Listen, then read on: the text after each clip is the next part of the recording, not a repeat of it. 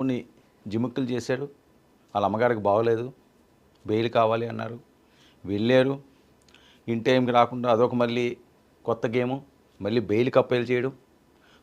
బోరుగడ్డ అనిల్ పాపం పండింది, జైల్లోనే ఉన్నాడు.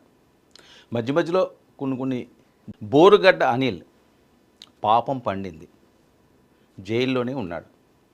మధ్య మధ్యలో కొన్ని జిముక్కులు చేశాడు. వాళ్ళ అమ్మగారికి బాగోలేదు, బెయిల్ కావాలి అన్నారు. వెళ్ళారు. ఇన్ టైంకి రాకుండా అదొక మళ్ళీ కొత్త గేము. మళ్ళీ బెయిల్కి అప్పీల్ చేయడం. కోర్టు చివాట్లు పెట్టింది. న్యాయమూర్తి ఫుల్ వార్నింగ్ ఇచ్చారు. ఒళ్ళు జాగ్రత్తగా పెట్టుకో, బయట మనం ఆడుకున్నట్లుగా ఇక్కడ కానీ ఆడితే వేరే లెవెల్లో ఉంటుంది అని. దాంతో బిక్కుబిక్కుమంటూ మళ్ళీ వెళ్ళి శ్రీకృష్ణ జన్మస్థానంలో ఆయన లైఫ్ స్టైల్ని కొనసాగిస్తున్నట్టు ప్రస్తుతానికి. సరే, ఏంటి బెయిలు, పర్మనెంట్ బెయిల్ వస్తాయా రావా అంటే, రావడానికి వాళ్ళు చేసింది 1-2 తప్పులు కాదు, పుంకాలు ఉన్నాయండి. 7 సంవత్సరాల నుంచి అండి, 1 రోజు 2 రోజులు కాదు. ఆ బోరుగడ్డను అరెస్ట్ చేయడానికి, కేసులు పెట్టినా ఆయన లోపల పెట్టడానికి అక్షరాల 7 సంవత్సరాలు పట్టిందట. మరి ఇంక చూడండి, మరి వాళ్ళు ఏ రకంగా వాళ్ళు బిహేవ్ చేశారు అని.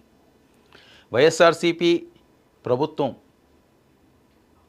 ముందు నుంచి కూడా, రాకముందు నుంచి కూడా, అంటే 7 సంవత్సరాలు అంటే చూడండి, అప్పుడు కూడా పెద్దగా పట్టించుకోలేదేమో, లేకపోతే సోషల్ మీడియాలో అప్పుడు అంత విస్తృతంగా వెళ్ళడం చేయడం, సర్లే అని ఏదో చూసి చూడనట్టు వదిలేయడం. అది ఏంటంటే కాన్ఫిడెన్స్ పెంచేస్తుంది ఎవరికైనా సరే.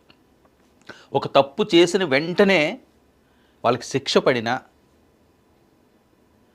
వాళ్ళకి తప్పు చేసాము అని అనిపించేలా చెయ్యకపోయినా ఆ తప్పు తరచూ చేస్తుంటారు. మన ఇంట్లో పిల్లలు కూడా చాలామంది ఏదైనా వాళ్ళు తప్పు చేశారనుకోండి, వాళ్ళని ముద్దాడి గారాబం చేస్తే ఏం చేస్తారు, అది తప్పు కాదు అనుకుంటారు పిల్లల విషయంలో.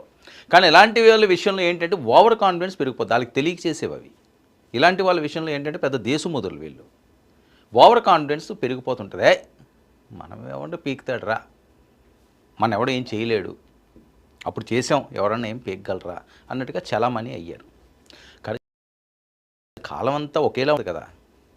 సూర్యుడు ఉదయించాడంటే అస్తమించక తప్పదు, అమావాస్య వచ్చిందంటే పున్నమి రాక తప్పదు. మనిషి జీవితంలో కూడా అంతే, అన్ని రోజులు మనవు కావు.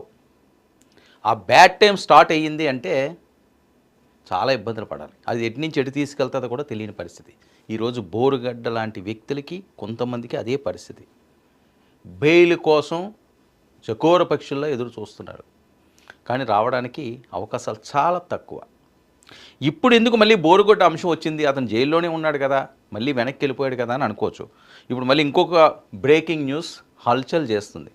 అదేంటంటే బోరుగడ్డను అనంతపురం కోర్టుకు తీసుకువెళ్తున్నారండి. బోరుగడ్డ అనిల్ని అనంతపురం కోర్టుకు, రాజమండ్రి జైలు నుంచి. ఎందుకు?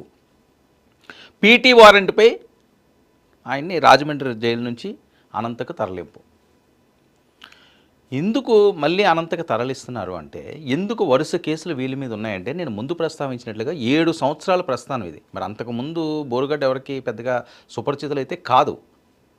అతను తిట్టడంలోనే పాపులర్ అయ్యాడు కాబట్టి, దాన్ని సోషల్ మీడియాలో పెద్ద ఎత్తున వైరల్ చేశారు కాబట్టి, ఈయన లీలలన్నీ కూడా ఒక్కొక్కటికి బయట చూపించారు కాబట్టి విత్ వీడియోస్ అప్పటి నుంచి కూడా బయటకు వచ్చినాయి అవి వైరల్. ఇవి ఈ 7 సంవత్సరాల ప్రస్తావనలో ఆయన ఎవ్వరిని వదలలేదు అని. బెదిరింపులు, మామూలు బెదిరింపులు కాదు. ఒకటి రాజకీయ